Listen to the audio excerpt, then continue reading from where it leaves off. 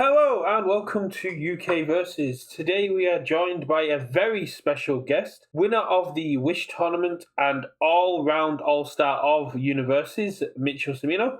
And we're going to be doing a very different kind of deck building where Mitchell is going to help me build him. So how have you been doing since World, my friend? I've been doing pretty good. We were just chatting a little bit before this. Pretty busy with like schoolwork and stuff like that, but altogether can't really complain. Having a good time since getting back. Had a lot of fun at the event itself. Yeah, no, the Worlds was definitely a lot of fun. So let's talk a little bit about your character. So you got this card for winning the Wish Tournament, which was a webcam event around this time last year. Yeah, it would have been basically tail end of February. So basically like about a year worth of design process to get up to having the card.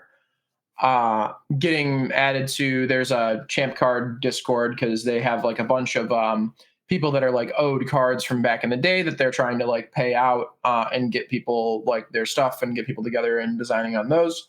And they decided for that initiative that myself and Nick Reagan, like the UVS era champions, are going to be the first ones that they like honor and move forward with. And in a lot of ways, we were like the blueprint for like everything else moving forward. Like they worked out a lot of the kinks as far as like what design wise you can put on a card, like who do we work with, like artist wise, and like how that whole process goes, and like revisions and play tests and stuff like that. And I'm very happy with where I ended up. I'm happy with where Nick ended up.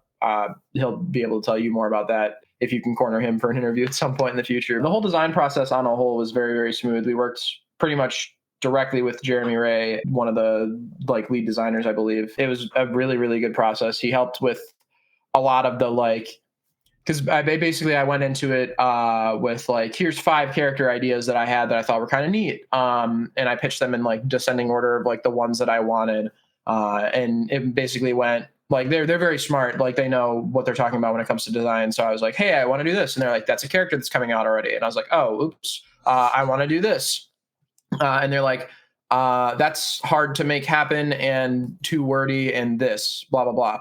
I'm like, okay, I want to do this. And they go, well, you can't do character stacking. And I was like, that's annoying. And he's like, okay, well, what about this? And he's like, that's probably not very good, but you could do it and we can try and workshop it. And like all the way down until the first 5 ideas that I pitched, the one that I was like the most excited about was a character that was already like coming out. And I was like, ah, dang. So I kind of wasn't super. That's in Critical Role, or is that a character that we've not yet to see? I think it was basically different Bert 1.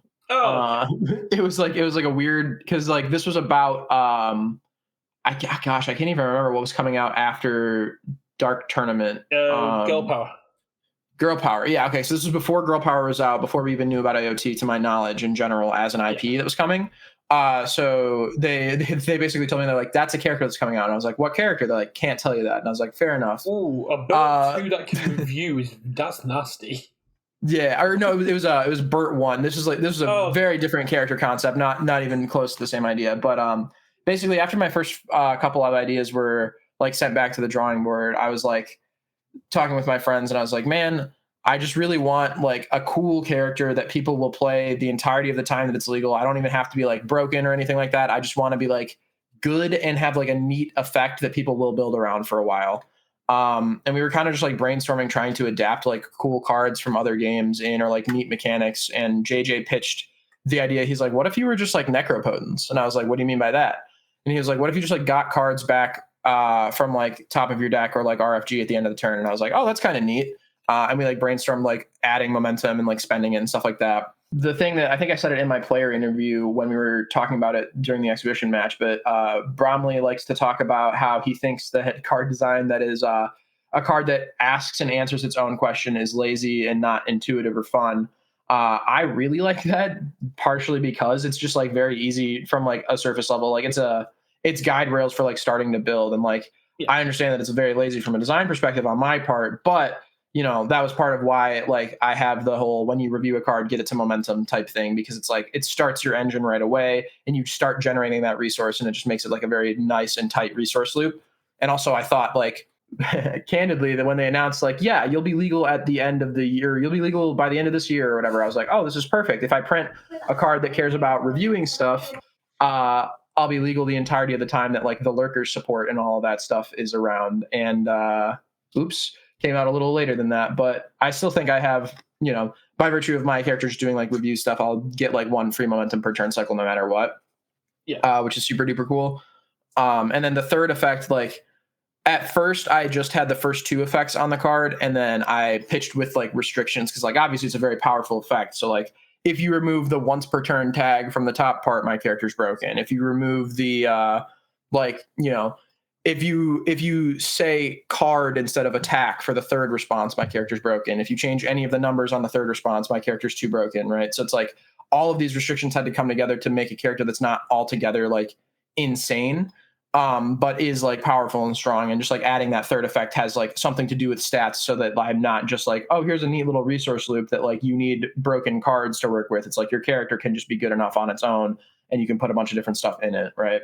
So that makes sense. That was one of the questions I was going to ask about the third ability, is if it ever had a attack card on there so you could pump like a breaker. It's very weird because like when you're pitching this, you kind of want to do the same thing that you do in sales and just like in whatever. It's like pitch high and then be talked down to where you actually want to be. But I was worried that like after 5 different card effects that just like got rejected because of like various other reasons, I was worried that if I pitched high, they would reject this and they wouldn't even like consider it. So I was like, well, let's pitch like a reasonably tuned version of this and then let them add like 1 more restriction to get to where I'm at right now, which is about where I wanted to be. They actually buffed me once in playtest, which was, it used to be just for like the sake of symmetry, I had +or -1 for both parts of the bottom effect, but the -1 speed as a defensive ability kind of does nothing. They made that -2. So now I have like all of my foundations are like a weird ice gliding kind of, which is very good as far as defense. I'm a very hard to kill character once I get situated, but that was like the only thing that really changed in testing. I basically pitched initially all of these abilities the way that they are, so that they wouldn't be like outright rejected. Makes a lot of sense. Not to go against Bromley. Bromley's a very good player, but I feel like characters like what you've got here, which, as you said, answer their own questions, kind of open up your design space. Because if you didn't have a way of adding momentum yourself and was just all about collecting momentum, you'd have to run a lot of momentum cheating and a lot of momentum stacking. Where here you go, I can build a multitude of decks and still have access to all my abilities without being restricted. Right. Yeah. And the other cool part about it is like on the surface level, the question was like, how do I get this momentum to start generating and doing my like loop of adding back or whatever every turn? Answering that with something this like simple on paper is like very good, right? And then you think about it more from like a play pattern perspective, and it's like, oh, well, it's not all about just like scamming and getting extra momentum to pay for EX and stuff like that. It's like, this turn, it's not good for me to attack you, so I will review this attack in my hand and pass it to myself later, right? So it's like so many times in games of Universus, you're just like, well, I really don't want to throw this right now, but if I review it, I'm not going to see it. So like I just will hold this dead card in my hand. But for me, it's just like, okay, I'll review it, and then if I can find a way to spend momentum on my opponent's turn at any point in time, I'll have it for when I actually want to go in, like the next turn, right? So it's like kind of like very cool. It's kind of like a buffed all for one aspect, where his was just adding to momentum, where you're reviewing and not going down hand size or anything. Yeah, for sure. It's very neat. Like it's the term like resource loop. It's like it really just is that. Like once you see a card in your momentum, if it's an attack, as long as you just like either don't throw it and keep reviewing it, or throw it and make sure it always hits, you'll just have it forever, like every turn after the fact. In a lot of the like, I have a lot of, for my character, by virtue of like the attuned symbols existing, I have a lot of like staple cards that you just play in every single symbol of my deck. And a lot of them are just like, this is free momentum, or this is like a really easy way to spend my momentum.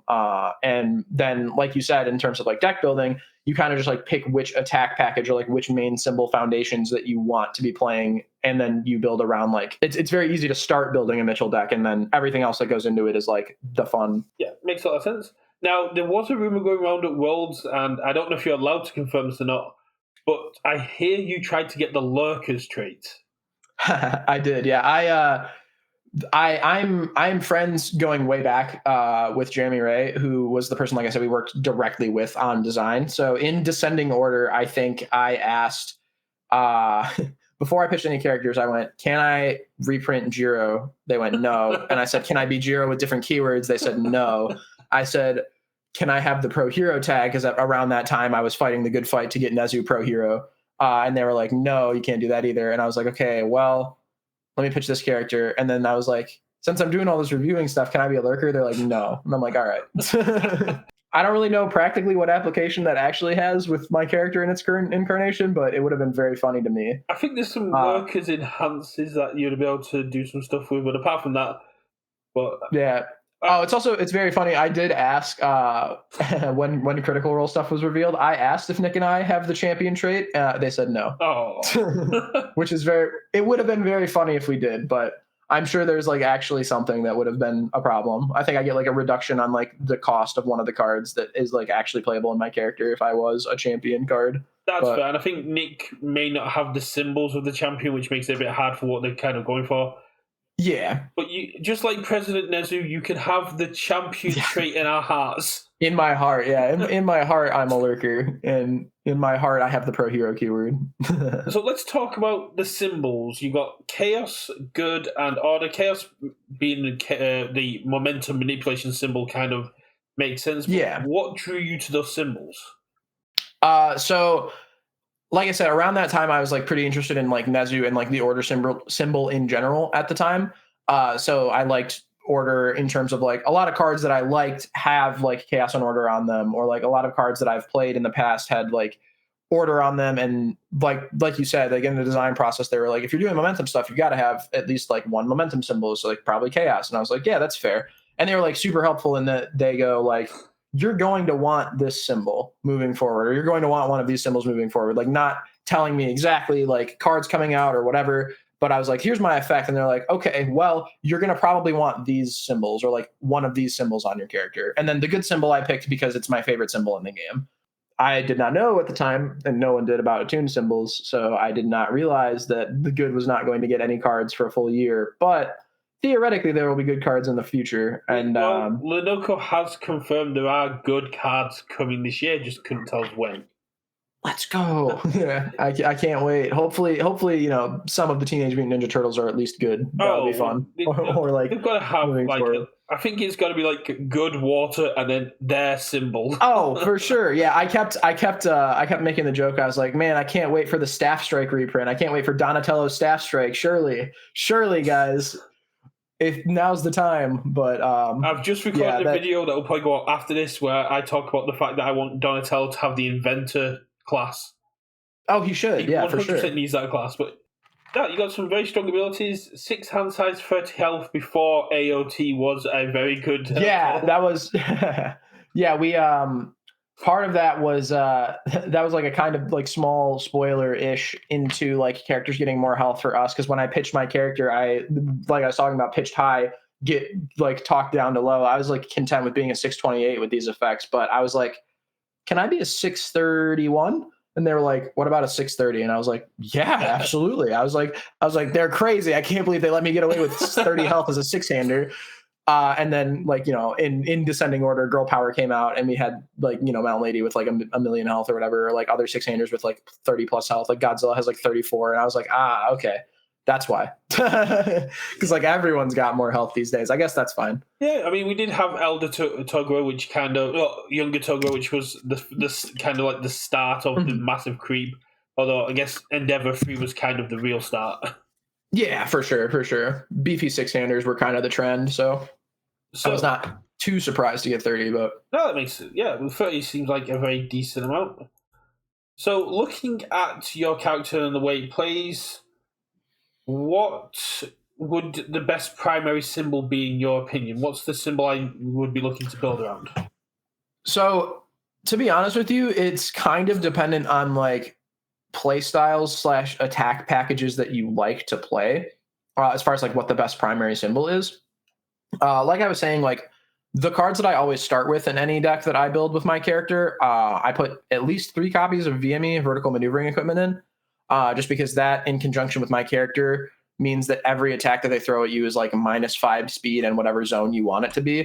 And you also can get back whatever you spend. So VME is like, you know, infinity attuned. It's always important to have that out of 3 of in like every one of these decks.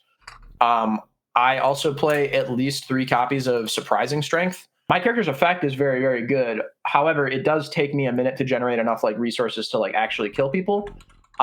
Surprising Strength helps in that it's like free momentum if you really need it, if you're not going to use the EX or powerful keywords, or it's like a good momentum outlet on offense on any attack that doesn't already have like EX or powerful printed on it. It's very good to just like any attack that you throw, like even if it's like a poke turn, you can go like, I don't know, here's like an electric moth. I'll staple powerful onto it.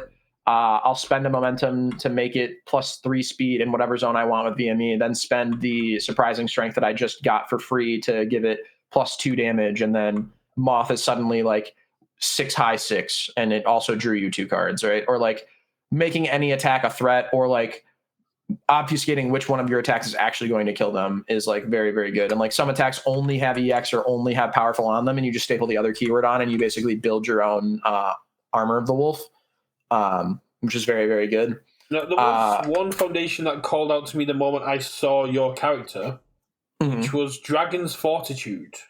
Yes, yeah, that card is very, very good as well. You're going to be looking for a nice balance of like premium ways to spend momentum and like just generally good foundations. Dragon's Fortitude, obviously very, very good. The deflect is just like a bonus, but like it being able to just like make your 30 health character like a 45 health character or something like that over the course of the game with the amount of DR that it represents is very, very strong. The other one of the cards that I just like always put in every one of my decks is Reflecting on Choices at least like a 1 or 2 of. My current front runner for like the deck that I am playing right now, just because it is one of my favorite symbols, is the good symbol. Because with Reflecting on Choices and Refreshing Blend from Girl Power, you get to just like generate crazy amounts of momentum as long as they let you enter the enhanced step. Because you go like, you're on your turn, you review a card, you respond Reflecting on Choices, you get 2 momentum. Then on their turn, you go, I will Refreshing Blend, spend 1 momentum that I want back, re-ready my Reflecting on Choices. And then if you use the Kamui Woods 1 diff foundation that the good symbol only has access to, you commit it, discard a card, and draw 1. That card counts as being reviewed. So you review on your opponent's turn, so you get 2 per turn cycle. And then if you have Reflecting on Choices re-ready, you get an extra 1. So you're generating like 3 momentum per turn cycle, basically. The core cards are like VME, Surprising Strength, and Reflecting on Choices. And then you get to like maximize the usage of those on the good symbol, because you can re-ready stuff with Refreshing, and you can use number 7 to review on your opponent's turn as well. That makes sense. Is there anything from Critical Role that you've seen that you will immediately like that needs to go in my deck? Nothing that's like immediately like crazy synergy jumping off like the top of my head. However, Scanlan's Hand is very good because it's just like it's another tool that I have on those symbols to just like use my momentum and do something immediately, right? Like it's I think it's like spend a momentum, commit your opponent's characters, right? Yeah, it is commit a rival character card or commit 1 rival character card if you spend a momentum. Yeah, so I can form like I will always have this on, and it's on both chaos and order. So the only symbol that I can't play this on is the good symbol. But you just like, you know, when you're ready to go for your kill turn, you'll always have the momentum to use this, and you just go, all right, I'm going to commit your character, and then I'm going to start playing, and you can't touch my things. So that's like obviously very, very good. And then there's like a bunch of, usually what I look for when like sets come out, and like even as far as like I had my character's effect done and like ready to go, and they were like in testing like months and months ago at this point. So like anytime a new set or product came out, I would look for cards on my symbols that had like EX or powerful or whatever keyword on them that I could boost or like use as a momentum outlet. So a lot of the cards in Crit Roll that are on like Chaos or Order are just like, I look for, yep, that sure does have powerful 2, and I can make it powerful 3. Or like moving forward like that, or like what is much more threatening of an attack with like an extra 1 speed or an extra 4 speed between my character and VME stapled onto it, right? Yeah, you just get to give Mighty Blitz powerful 5.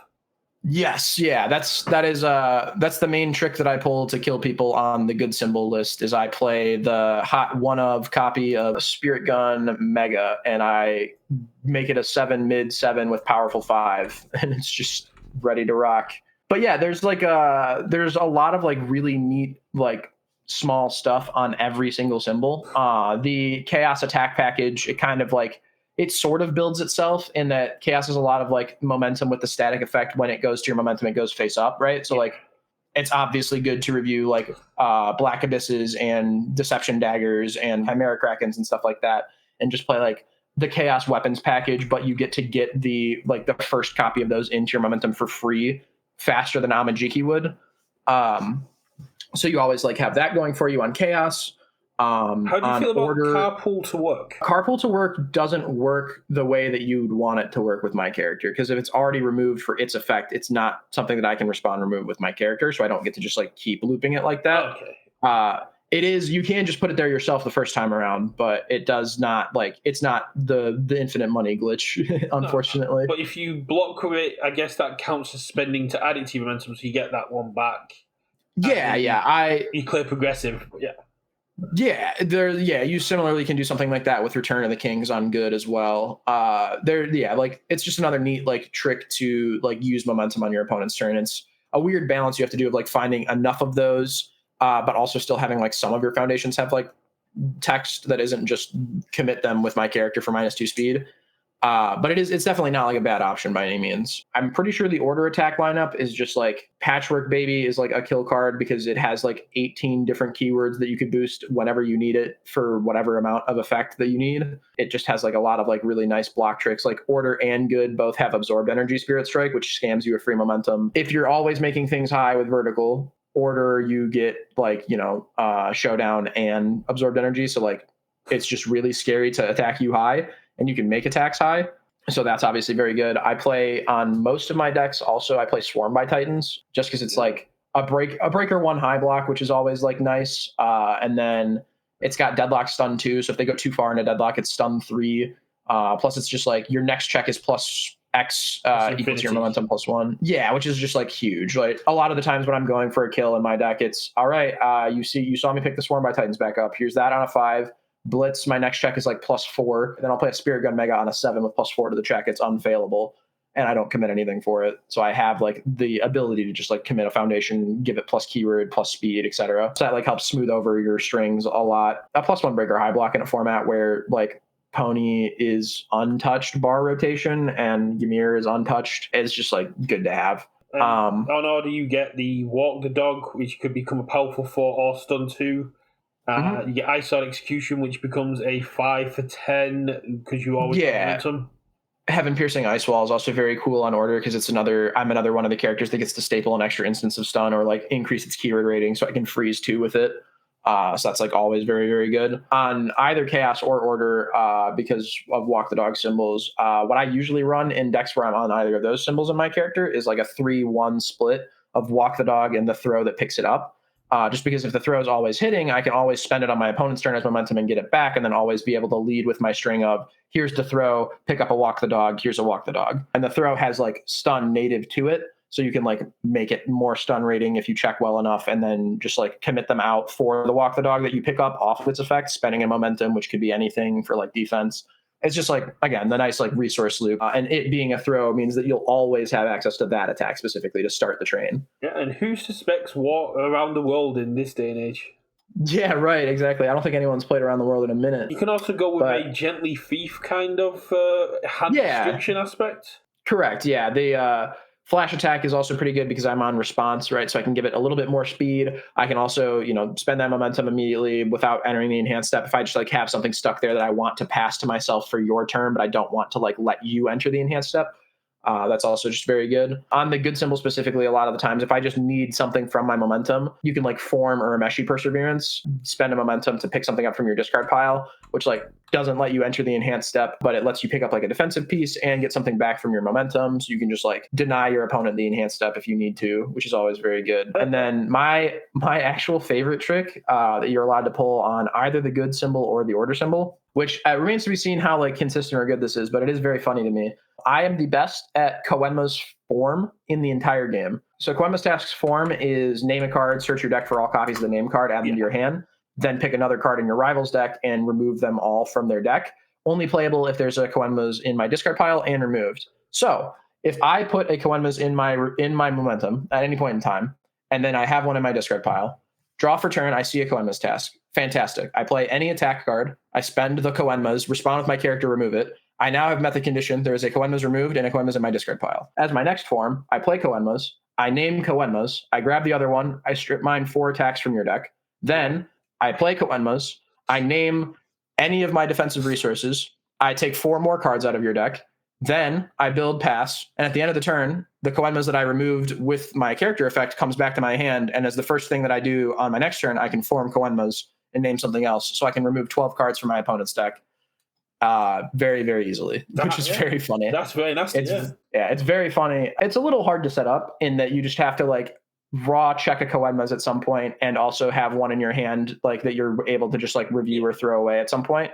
But it can come up, and once you get it the first time, you're guaranteed the 3 activations of Koenmas, because you get the first one just by having it set up, right, which is the hard part. The second one, you just name Koenmas, grab another one. Then you name whatever else. Then the third Koenmas comes back to your hand at the end of the turn because you spent it with my character. Makes sense. I mean, there is like an initial kind of balancing to your character in that aspect as well, because if you review a showdown, put it to your momentum, and then spend it, your rival knows you're going to be picking up a showdown, so knows to be careful of high attacks. Mm-hmm. Yeah, be careful of like natively high attacks, or like know that my VME is going to be used to make your attack high, right? So like I am a character that like demands some amount of asset removal usually, just because VME is like so potent in my character. In a similar sense, like on the good symbol, I play Airy, just because in a really bad spot, it's a way to spend momentum. Like if you're about to die, it spends a momentum, sure. But also re-readies like your foundations, and I'd like use my foundations on my turn for plus speed, and then I can re-ready them with Airy at the end of the turn, so I'm not feeling as bad about having like spent that as a resource. It's very, very cool. There's a lot of like very neat tech and a lot of super duper like cool tricks that I have access to. I personally play the good symbol as my primary symbol, A, because it's my favorite symbol, and B, because like Fajin Flurry is obviously very good because I have like, you know, the free momentum for it right away. It gets me another momentum, which is like another card in hand theoretically across turns. And in conjunction with like VME or my character's ability, I can make like a Fajin Flurry, basically like here's a 7 whatever zone I decide for 7. Yeah. And then they go, all right, that's fine, I guess. And then if it's back in my momentum, then I can just keep doing it between turns if you give me an enhanced stuff to spend it on your turn. The Momo cards from Girl Power help you kind of like sculpt the foundations that you really want. Like on the good symbol specifically, I really want like Defiant Stance somewhere in rotation, just because it's like free activations of my character. That's what I was trying to remember. Defiant Stance, because it just gives you essentially a free +1 and -2 speed. Correct, yeah. And then like also the Momo attacks, like at the cost of like spending momentum or like removing foundations, let you like just rebuild goods, like reusable like tools. Like you can pop always cools across multiple turns and then just rebuild them with the Momo cards. Similarly with like Broken Psyche, you can like flip a Broken Psyche, then like remove that one to build in something with Canister Creation, or just like sack it to like one of Good's sack outlets, which isn't really that many. It's mostly just the one diff with Momo's face on it. But if you can put it in your discard pile, you can go pick it back up with like either of those cards, or you can pick it up with like Urmeshi's Perseverance if you really need it. There's just like a lot of really neat tech. Like my favorite. Go ahead. There's one that's just come to me that is a card I was playing in the Giro era. That's Dreaming of the Reward seems very good in you. Oh, wait, that actually is very sick. Yeah, on Chaos, you can just like, you know, pick to block with one of your momentum. That's very cool. Does that count as spending the momentum? I don't think it counts. No, surely not, right? Yeah, but that's fine. It's still, you can pass a block trick to your momentum and then just like use it right away. That's like very, very cute. Cute little thing of I didn't manage to spend the showdown in my momentum, but surprise, I can block with it anyway. Yeah, exactly. And I don't have to pick it back up next turn. Yeah, that's very, very cool. That's super neat. Actually, I gotta try that out. My favorite block trick of all time is this is the only cool thing I got to show off on the stream match against Nick, because he killed me so quickly. My heart is set on the good symbol. It has the static text that goes face up, right? So when I review it in momentum, it has the effect flip, change this attack speed to 4. So when it's in my momentum, any attack that my opponent plays, I have like a very, very hard to interact with speed reset. So like in conjunction with VME, you go, all right, you can make your Armor of the Wolf like 1,000,000 speed. I'm going to set it back to 4. Then I'm going to spend this with VME and make it a 1 for whatever zone I want. Then I get my hardest set back at the end of the turn. And then my first action on my turn is review my hardest set, put it back in face up. So like once per turn cycle, you have one impossible to interact with like speed thing. That is actually nasty. A lot of the Chaos version of this character's offense is centered around just like, I will shove a Deception Dagger in my momentum as my first like form, or like my first thing I'm doing in the entire turn. And then I will just like give my weapons stun you out over the course of your string, spend that like dagger, get it back, review it, do the same thing the next turn.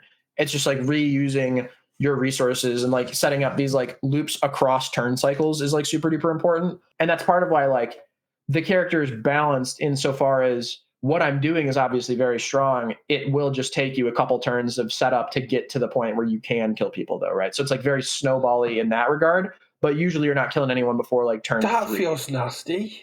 You can Yeah. review a masterminding and then stick it straight into momentum and go, oh yeah, you want to come at me swinging next turn? It ain't happening. Yeah, absolutely not. Yeah, you gotta pay the taxes if you want to come this way. If it hadn't rotated, I think we finally found the deck for zero gravity barrier, which is just... Yeah, right. I was saying something, something like that. The good symbol list prior rotation was also very, very like crazy because you also had new training methods. So like any of these foundations that were like neat tech pieces, if you checked them, you could just pick them up also. So like good also gets like some of the best spam in that like you want your foundations ready so that you can commit them for my effect. Keeping Ares safe and surprising skill are important, so they're like anti-stun in that regard. But on top of that, the good symbol gets Jin's parry, which has the static of when I block with this, it ignores progressive. You use VME at the end of the string after you've blocked 2 or 3 times, and you go, all right, I'll give this -3 speed. I'm going to make it a mid. And then you block with Jin's parry on like a 3 plus whatever the speed that I have made it at that point is. And it's just like, they can't expect you to be able to block that deep into a string. No. But if you have Jin's parry, you can block literally whenever. Yeah, that's actually pretty decent, yeah. Seeing as it is 2025 and it's the year of retro, how is Mitchell Cimino in retro? I'm sure I'm crazy. I'm sure there's some insane stuff going on with my character in retro. Like I know Nick thought a little bit about his character as far as retro goes because he just basically has like tech sphere enhance on his face. My character in retro, I'm sure there's like a couple of ways to like shove your hand into your momentum and like redraw or whatever. So you're just like doubling your hand size functionally. Increasing keywords in retro, I'm sure probably does something somewhere along the line. Ooh. Like if I reversal on my opponent's turn and I commit something with my character, I'm sure that like giving my reversal that has stun +1 or whatever is always very good. Giving them like speed on my opponent's turn and making it harder for them to block is also very good, I'm sure. Being so momentum focused, increasing your multiple rating. Yes, yeah, that exactly. Yeah, it's like if I give something that has multiple 3, multiple 4, and I provide the momentum for it, it's like that's also probably broken. That's also probably very good. You heard it here first. Mitchell Cimino banned in retro coming soon. Honestly, there's a lot of stuff in retro that probably should be banned. I'm happy to see that they did a ban list earlier today. For like Rochester retro. Yeah. So like hopefully they're spending more time with that like format in terms of like balancing it, so to speak. Like the part of the fun of retro is that everything is broken, so nothing is broken. But like there are certain standouts that are just like not fun. And that's like I think that's where you have to draw the line, and that takes like a dedicated team of like people who care enough about it to do so. But hopefully they're trending towards that direction. I think Go and Shiva were like the epitome of I either hit my things and you don't have fun, or I don't hit my things and I don't have fun. And as you're saying, with them wanting to focus on retro, having essentially a retro format is everything's broken, but new players can still have fun in their first retro game is very important.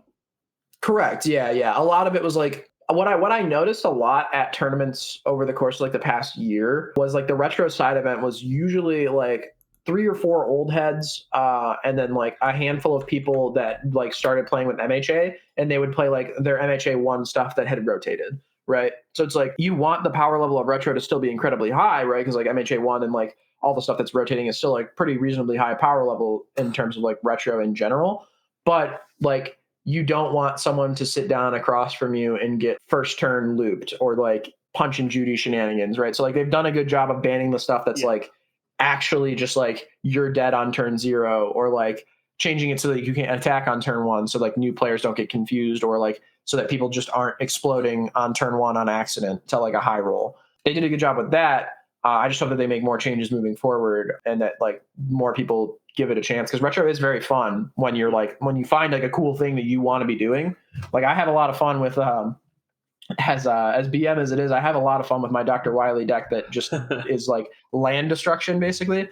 But it's like not the not being able to attack on turn one change makes that a lot better, because usually like what I used to do was if I went second with Wiley, I would just like rub my hands together and go, all right, here's a Moon Ritual Dance on a 4. If I check a 3 or better, I win. And if I don't, oops.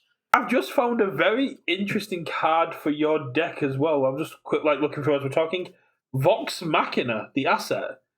Enhance remove. Each player spends 2 momentum. For each player that spent momentum, your next check gets +1. Oh, that is very cool, actually. So you get the cards back regardless. Very cool. Yeah, and I make my opponent spend their momentum. That's very neat. And you get +2 to your next check.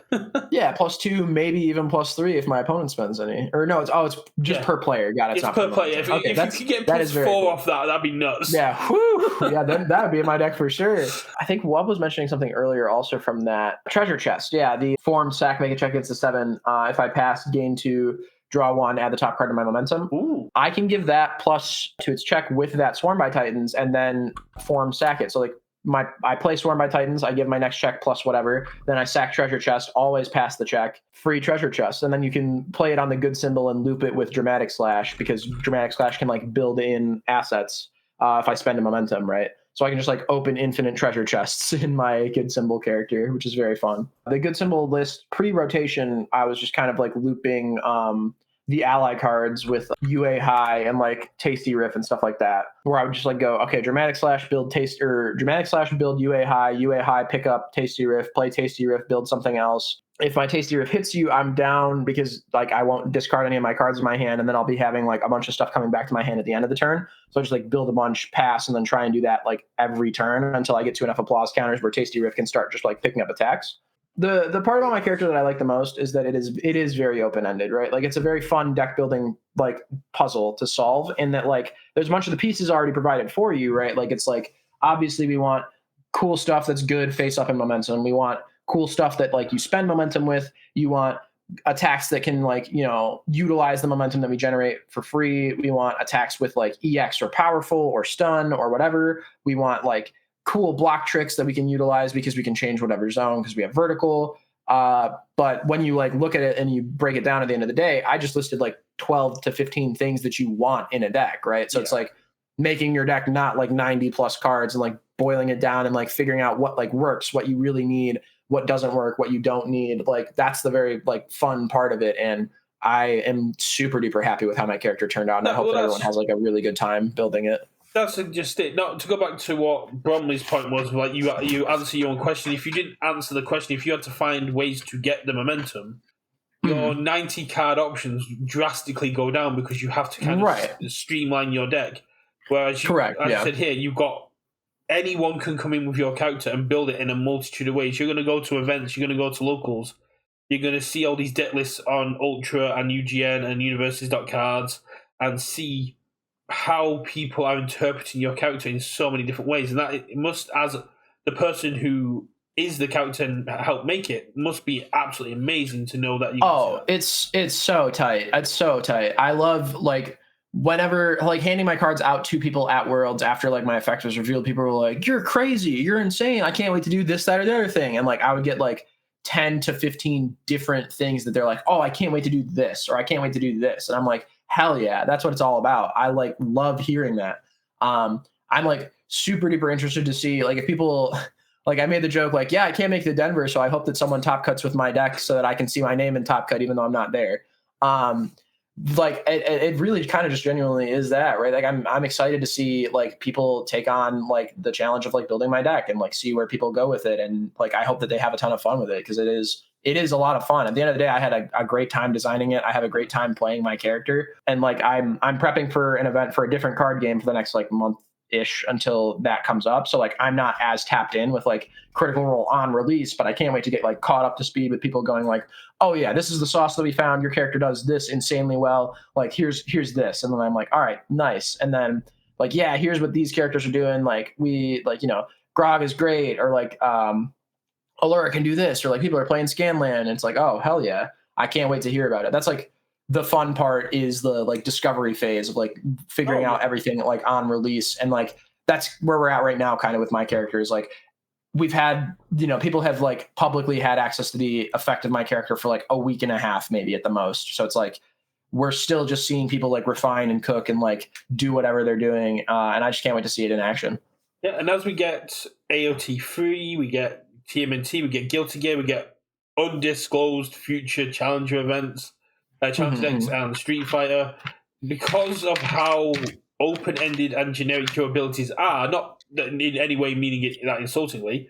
No, yeah, you're going to just get more powerful because what are you going to do? Not print momentum spend abilities, right? Exactly, because it's like even if they shy away from like enhances that like utilize momentum, or like the blitz abilities might still use momentum, or like there's still keywords gated around like EX or like powerful or like any of the myriad like defensive ways to use momentum. Someone put it as like Nick's character is a lot scarier right now because he just has like so many powerful enhances to take from, and like so many like insane things he can be doing, and 2/2 is like a lot of stats. But like my character is like way scarier in like the long run, as far as like eventually they might print something that like has to do with momentum that is just like too good in my character or something like that. But we'll see. I think there's enough restrictions on the card that it's not like oppressive immediately, and I think that it's fine for games to end around like turn 3, 4, 5-ish if like there's been interaction and like back and forth. And I don't think my character's capable of ending games that early, like as early as like turn 2 or 3 or whatever. So I think I'm probably in a fine spot, but remains to be seen, right? Like I scale crazy with time, right? I think that's why when a lot of people saw Nick's, and with all the blitzes we got now, it was kind of like fine. But when you actually see Nick play his deck and how he's refined it over like last year, it's a brutal deck where yours is going to just get more powerful over time. And that's why more people were kind of saying they expect you to get banned or errata. It's like they've been working on it for a year. I don't think it's going to come anytime soon. Right. Yeah. They told me some similar things in like in as far as like testing, where like I'm friends with some of the people on playtest, so I would go like, hey, how's playtesting my character going? And they're like, I can't tell you about that, blah blah blah. And then I'm like, yeah, I would imagine it's probably kind of hard to like kill people. And they go, yeah, pretty much that. It's like it's hard to kill people, but I'm pretty good at staying alive. And I have an inevitability with the amount of momentum that I generate, so I think I'm in like a pretty good spot in that regard. Yeah, I guess you're kind of in that spot like when we were talking about Critical Role at Worlds, where it's a case of you're a very good character. If we weren't in the meta we're in right now, where people are dying, right? Exactly. Yes, yeah. It's like, man, I'm so excited to play all these Critical Role characters. Unless I play a single character printed from like AOT 1 forward. Yeah, I'm very happy with it. Like I said, I'm happy to see where everyone takes it, and I'm happy that I was able to help you with some like pointers, some key tips and tricks for how to start your build. I guess the biggest kind of skill ceiling for your character is knowing what momentum to spend when. You kind of need to prepare your defensive turn by spending momentum on your aggressive turn, and then spending momentum defensively to pick up your attacks. Make sure you've got your patchwork babies. Make sure you've got all your water dogs, your attacks that on. We just went through a lot, but I cannot remember a single attack on the good symbol. Oh, like Fodge and Flurry, determine advances on like every symbol, right? Make sure you have, can Spirit pick Gun up Mega. Your double Spirit Blast so you can echo it. Yep. And the fun part and like the other cool thing about it is like on every symbol in between turns you can go like your opponent's starting to attack you, so you just like posture that next turn you're going to do like a crazy attack string, right? And you start like defensively removing your attacks from your momentum and like saying, okay, I'll respond, I'm gonna pick this one back up, and then they go, I don't know if my line can kill him, so I'll probably have to hold some of these cards back and play defensively. And then you get to be like, all right, cool, I'll get these back to my hand, I'll review them again, I'm not going to use them this turn, I'll build pass. And then they go, well, I just took a turn off for nothing. Or you can just like on your turn posture like you're going to have a crazy attack turn, but actually over the course of it you're removing your stuff like Airy Smiles or your stuff like Big Fist Bash for like a breaker 3 block or whatever. Like your showdown, your showdown. Go from there. Yep. Yeah, any of your defensive options. And then they go, well, this is going to suck because if I think this is just a poke turn for him to get his defensive pieces back, this is going to hit me, then I have to deal with it later because it's momentum, or I disrespect it and I die. Right. So like, and there's not really a very cool mind to stop you, because all the ways that people have to get rid of momentum just gets you back. Correct. Yeah. It is, yeah, it is very annoying in that regard. I guess the last question I kind of have is around your first ability, which is, Mhm. was it you that imposed the once per turn on the review, or was that something that Jeremy imposed?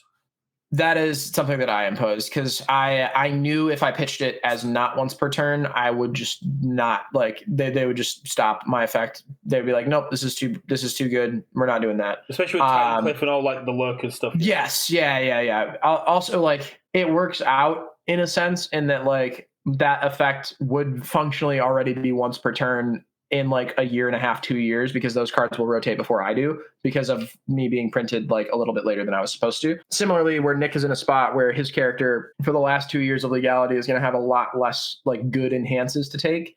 I would have, had it not been once per turn, just been once per turn anyways in the last like 2 years of my legality. Yeah, unless they start printing more review matters, or we get some cards that count as reviewing in your opponent's turn.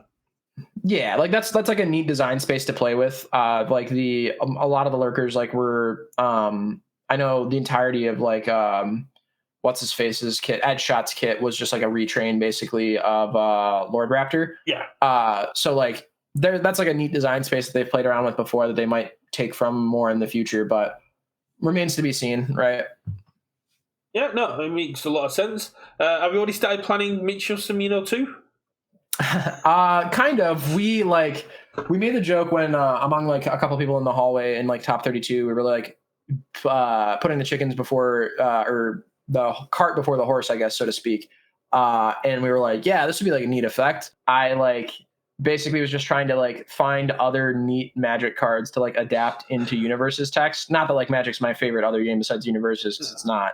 But I was like, ooh, dude, what if you were like Ragavan and you went like, if my attack deals damage, I get to remove the top card of my opponent's deck and I can play it as my next form, but I give +1 to that check because it's like the treasure token, and also like taking your opponent's card with Ragavan. And Barrett was like, that's just not going to happen. And I was like, why? And he's like, I don't think it's necessarily too strong of an effect. However, it is just a nightmare to try and do like over webcam or like in like these things, or like what if these things happen, blah blah blah. And I was like, yeah, fair enough. So like, not really. I haven't planned another character card effect yet, but I have like a couple of ideas. It's just like mainly fun things like design wise that you could just like put on whatever. I'm pretty sure like I'm excited to see what Kevin 3 does. He's always been very good at like designing decks and making cool stuff.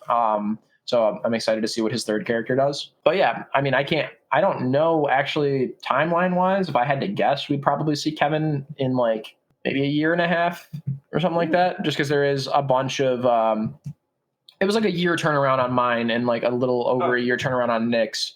But like I said, they have like the process smoothed out a little bit more so now. And I know there's a couple more of the champ cards like on their way down the pipeline. I've seen some of the art. The biggest issue. You need to space out like Ashley's and the releases. Yeah, they can't just keep dropping them all down, or space it out a little bit, which would be kind of cool. Yeah, just last thing I say is thanks for joining me. Thanks for talking me through your deck, and thank you for having me. Well, no, and you are a content creator in your own right. Where can we find you?